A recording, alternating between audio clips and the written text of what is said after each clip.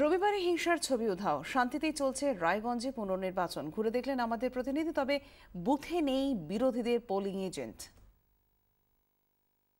রায়গঞ্জের দ্বারকানাথ এডেড প্রাথমিক বিদ্যালয়ের 22 নম্বর বুথে মিলনপাড়াতে ফের শুরু হয়েছে ভোট দিতে এসে দৌড়ায় সব ভয়ে ভাগছি আমরা।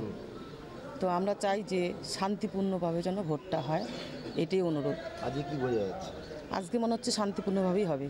শুনতে পাই যে কি বম বাস ছিল ওই রাস্তাতে, গলিতে সব দৌড়াদৌড়ি,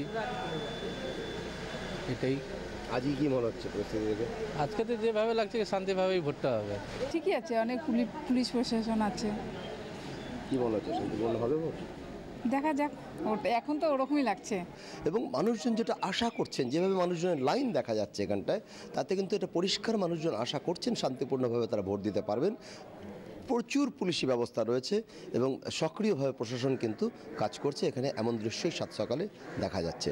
24 ঘন্টার জন্য ক্যামেরায় দিবাকরের সঙ্গে ভবানন্দ, উত্তর দিনাজপুর।